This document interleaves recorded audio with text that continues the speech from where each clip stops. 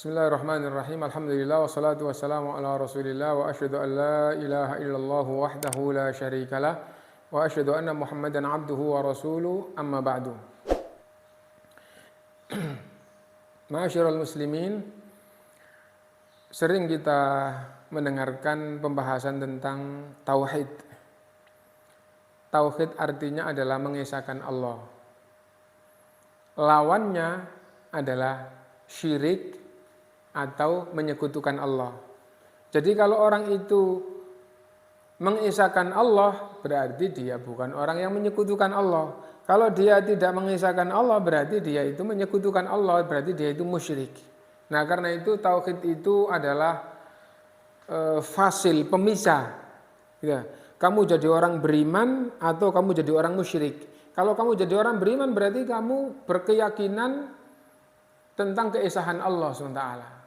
Kalau kamu tidak berkeyakinan keesahan Allah, maka berarti kamu orang yang musyrik. Nah, itu di dalam masalah tauhid. Tauhid sendiri artinya adalah mengesahkan Allah. Itu sudah jadi kunci kayak gitu.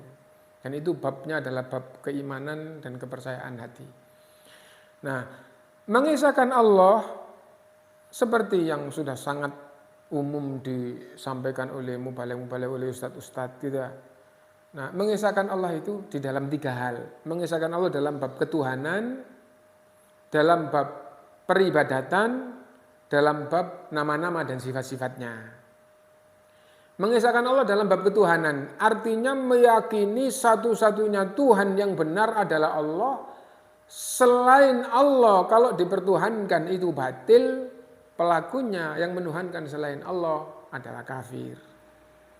Berarti satu-satunya Tuhan adalah Allah. Dan tauhid itu tidak cukup dengan mengesahkan Allah dalam ketuhanan. Karena dalam bab yang kedua, yaitu mengesahkan Allah di dalam bab peribadatan, itu suatu keharusan yang pasti. Maksudnya bagaimana? Kalau ada orang yang meyakini Allah satu-satunya Tuhan, tapi kalau dia beribadah kepada batu, kepada patung, maksudnya bagaimana? Dia musyrik juga.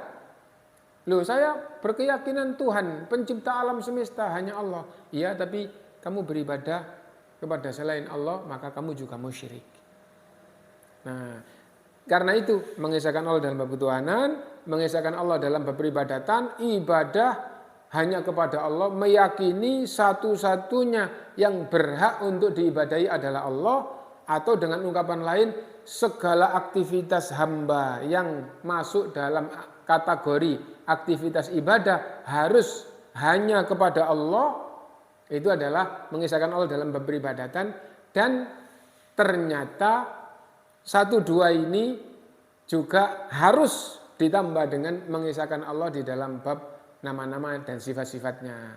Siapa yang tidak mengesahkan Allah, tidak mengesahkan tadi, itu berarti musyrik. Yang menyekutukan Allah di dalam nama Allah atau sifat Allah, dia ternyata kafir dan musyrik juga. Nah, karena itu maka kita wajib mengesahkan nama-nama Allah dan sifat-sifat Allah. Nah, lalu bagaimana mengesahkan nama dan sifat Allah itu yang benar? Nah, dijelaskan oleh ulama ahli sunnah,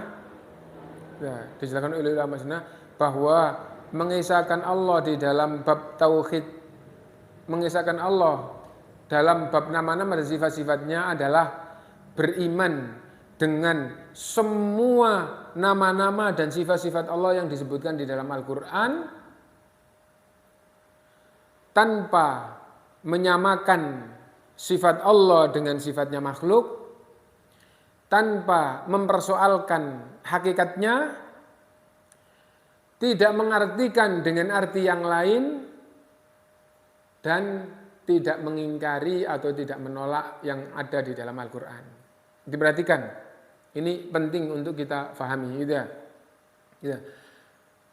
Beriman dengan semua nama-nama dan sifat-sifat Allah yang ada di dalam Al-Quran dan hadis. Ini nama Allah dalam Al-Quran. Misal, wa huwa al-wahidul qahhar. Dan Allah itu adalah Al-Wahid Al-Qahhar, yang Maha Esa. yang maha mengalahkan. Nah iya, ternyata ulama Ahlus Sunnah menjadikan itu menunjukkan bahwa Al-Wahid itu nama Allah, Al-Qahar itu nama Allah. Nah, kita beriman dengan Allah itu Esa, Allah itu Al-Qahar. Itu adalah nama Allah. Gitu. Nah jadi ini. Lalu sekarang masuk ke dalam pembahasan tentang sifat Allah. Gitu. Wallahu yuhibbul muttaqin. Dan Allah senang kepada orang yang takwa. Allah senang kepada orang yang takwa. Ayat ini menunjukkan bahwa Allah punya sifat senang. Kita wajib beriman bahwa Allah punya sifat senang. Satu lagi ayat Allah SWT. Wa ghadiballahu alaihim wa la'anahum wa a'adda lahum jahannama wa sa'at masira. Allah marah kepadanya. Allah melaknat kepadanya. Dan Allah menyiapkan neraka jahanam sebagai tempat kembalinya. Nah, Allah marah kepadanya berarti Allah punya sifat marah. Kita wajib beriman bahwa Allah punya sifat senang.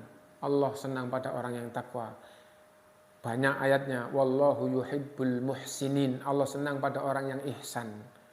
Dan tadi itu wa ghadiballahu alaihim. Allah marah kepada mereka, berarti Allah punya sifat marah kepada orang kafir, orang musyrik, orang yang durhaka. Ya, nah Allah marah. Nah, kita wajib beriman dan tidak boleh menyamakan sifat Allah dengan sifat makhluk. Senang Allah tidak sama dengan senangnya makhluk. Marah Allah tidak sama dengan marahnya makhluk. Nah itu. Nah, yang kedua, tidak boleh dipersoalkan hakikatnya. Lah kalau senang dan marah nggak sama dengan senangnya makhluk, nggak sama dengan senangnya. Terus kayak apa? Nggak boleh tanya kayak apa, itu namanya mempersoalkan hakikat. Kita hanya diperintah wajib beriman terhadap Quran dan sunnah Rasul. Wajib beriman kepada kitab-kitab Allah. Nah kita beriman tidak menyamakan sifat Allah dengan sifat makhluk, tidak mempersoalkan hakikatnya. Dan yang ketiga, tidak boleh diartikan dengan arti yang lain. Dengan bahasa umum biasanya takwil. Tidak boleh ditakwil. Senang maksudnya adalah Allah memberi rahmat. Tidak boleh. Senang ya itu sifat Allah senang. Marah maksudnya bukan marah. Menghukum, mengazab. Menghukum sendiri, marah sendiri. Gitu. Menghukum sendiri, marah sendiri. Marah itu kita faham makna marah. Kita paham makna menghukum, marah dengan menghukum beda.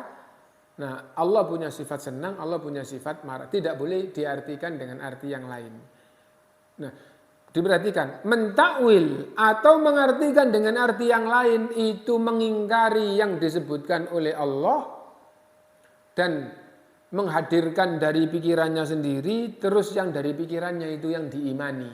Loh, diperhatikan. Mentakwil itu akibatnya adalah mengingkari yang disebutkan oleh Allah. Allah nggak punya sifat senang, nggak punya sifat marah, lah kayak orang. Nah, nggak diimani yang Allah tetapkan, terus dihadirkan. Maksudnya adalah begini, itu dari pikirannya.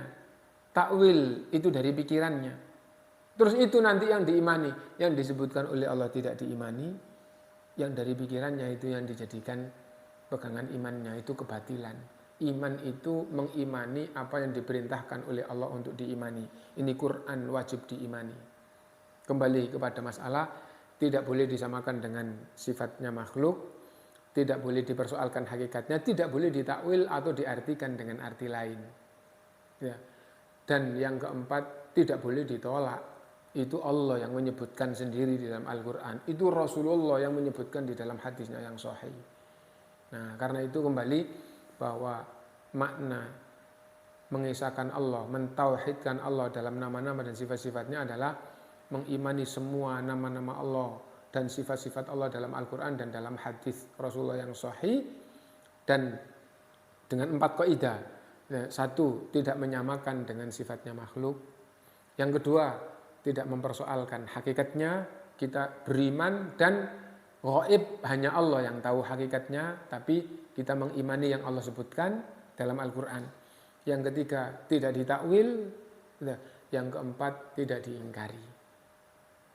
Nah, mudah-mudahan kita bisa paham dengan pembahasan dasar dari tauhid ini. Mudah-mudahan bermanfaat untuk kita semuanya dan mudah-mudahan dijadikan oleh Allah Subhanahu wa taala sebagai amal kita, baik yang menyampaikan maupun yang mendengar. Subhanakallahumma bihamdika asyhadu an la ilaha illa anta astaghfiruka wa atubu ilaik. Walhamdulillahirabbil alamin. Wassalamualaikum warahmatullahi wabarakatuh.